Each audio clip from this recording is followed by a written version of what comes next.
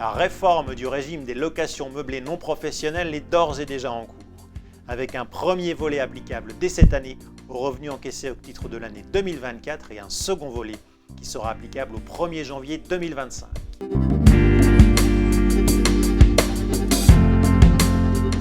Dans cette vidéo, je vais vous expliquer le contexte, le contenu de ces deux dispositifs fiscaux, leur impact sur votre fiscalité personnelle et enfin les solutions qui vous sont offertes pour limiter les conséquences de cette fiscalité sur votre revenu personnel. Bonjour, je suis Arnaud Trollon, conseiller en gestion de patrimoine au sein du cabinet Fiscarmonia, cabinet libéral spécialiste en accompagnement patrimonial du médecin libéral, et je vous invite à vous abonner dès à présent à la chaîne afin d'être au courant de toutes les nouvelles dispositions patrimoniales susceptibles d'impacter votre patrimoine personnel ou professionnel. Officiellement, ces réformes fiscales s'inscrivent dans la volonté de limiter, voire de mettre un terme aux locations meublées non professionnelles dans les zones touristiques pour permettre une nouvelle offre locative au profit des locataires entre guillemets de longue durée. Officieusement, il s'agit ni plus ni moins d'un moyen de permettre à l'État et au gouvernement français de rembourser les intérêts de sa dette. Rappelons que le régime de la location meublée non professionnelle a trois principaux avantages. Le premier, c'est de ne pas être soumis à la réglementation contraignante des baux d'habitation classiques en location nue, où le locataire est surprotégé.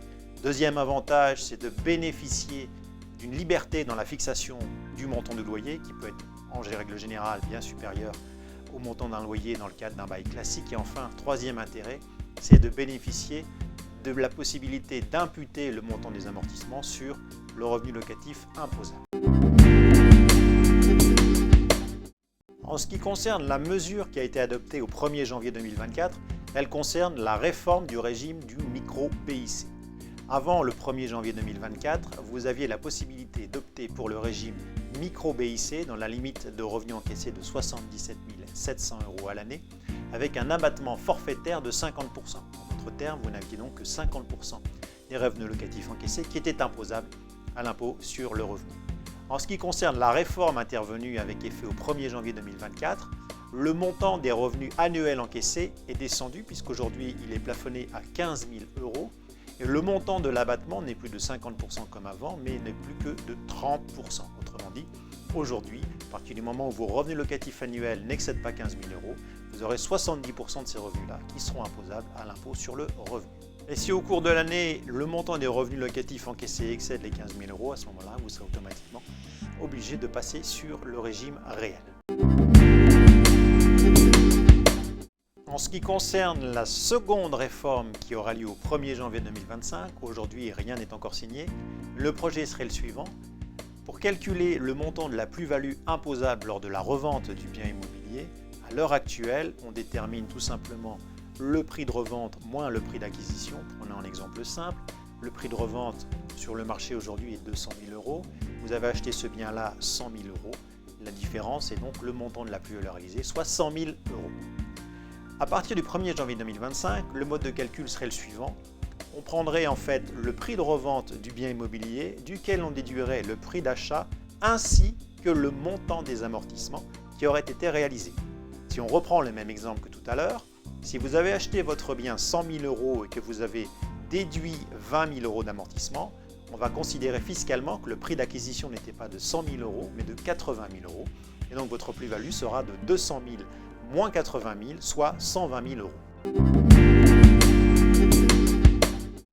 C'est donc sur cette assiette que nous allons déterminer le montant de l'impôt sur la plus-value immobilière des particuliers. Nous ne sommes pas dans un régime de location meublée professionnelle, donc ce n'est pas le régime des loueurs en meublé professionnel qui s'applique, mais on reste toujours dans le domaine de la location meublée non professionnelle avec régime de plus-value immobilière des particuliers. À l'heure où je tourne cette vidéo, ne serait pas inclus dans l'assiette de calcul de la plus-value les amortissements concernant les dépenses de construction, reconstruction, agrandissement ou amélioration du bien immobilier à partir du moment où elles ne sont pas liées à la mise en location. Alors, quelle analyse, quel recul pouvons-nous avoir sur ces deux réformes ? En ce qui concerne la première réforme qui est donc en application depuis le 1er janvier 2024 et qui concerne, je vous le rappelle, le régime du micro-BIC, elle sera moins intéressante pour vous à partir du moment où vous avez des charges liées à la mise en location qui excèdent 30% du montant des loyers. Par conséquent, si vous avez des revenus locatifs qui n'excèdent pas 15 000 € à l'année, il faudra vous poser la question de savoir s'il n'est pas plus intéressant pour vous de passer au régime réel. Pourquoi? Tout simplement parce que dans le régime réel, vous aurez les amortissements qui seront déductibles du montant des revenus locatifs et bien souvent dans un régime de location meublée non professionnelle, ces amortissements-là permettent de réduire à zéro, voire de reporter sur les exercices suivants le montant de l'amortissement qui n'aurait pas pu être imputable sur les revenus locatifs de l'année. En ce qui concerne l'application du second volet au 1er janvier 2025, qui concerne, je vous le rappelle, la réintégration des amortissements dans le mode de calcul de la plus-value immobilière au moment de la revente du bien, la question à se poser est la suivante. Est-ce que l'administration fiscale va pouvoir récupérer l'économie d'impôt dont vous avez bénéficié grâce aux amortissements que vous aurez réalisés pendant toute l'année de détention des biens?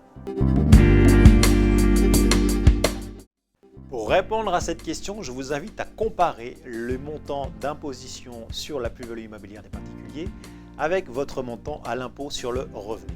Si on prend le montant de l'impôt sur la plus-value immobilière des particuliers, il est de 19%. Il est fort probable que le taux marginal et le taux moyen de votre impôt sur le revenu excèdent 19%. Autrement dit, rien que sur ce montant d'impôt-là, vous comprendrez rapidement et facilement que l'administration fiscale ne pourra pas récupérer le montant de l'économie d'impôt que vous aurez réalisé grâce aux amortissements. En ce qui concerne la deuxième partie de l'impôt sur la plus-value immobilière des particuliers, qui concerne les prélèvements sociaux, ils sont de 17,2%. Or, les prélèvements sociaux que vous payez sur les revenus locatifs que vous encaissez en LMNP, lorsqu'il y a des revenus imposables, ce taux de prélèvements sociaux, c'est le même, il est de 17,2%. Autrement dit, vous constaterez qu'ici, l'opération fiscale est blanche. Il n'y a pas d'avantage d'un côté ou de l'autre. Alors, est-ce que malgré l'application de cette réforme au 1er janvier 2025, vous resteriez néanmoins gagnant dans l'histoire? Eh bien, ma réponse est claire et nette, oui. Pourquoi oui? Tout simplement parce que le mode de calcul actuel de l'impôt sur la plus-value immobilière vous permet de bénéficier à compter de la 6e année de détention. Autrement dit, si vous vendez votre bien immobilier à partir de la 6e année, vous avez droit à des abattements à la fois sur le taux fixe d'impôt sur la plus-value de 19%, mais également sur les prélèvements sociaux de 17,2%. Donc plus vous attendrez pour revendre votre bien, plus vous aurez droit à des abattements qui vont mécaniquement et mathématiquement réduire l'assiette des impôts sur la plus-value immobilière des particuliers. Alors, quelle stratégie mettre en place d'ici le 1er janvier 2025 pour éviter d'être assujetti à cette nouvelle réforme?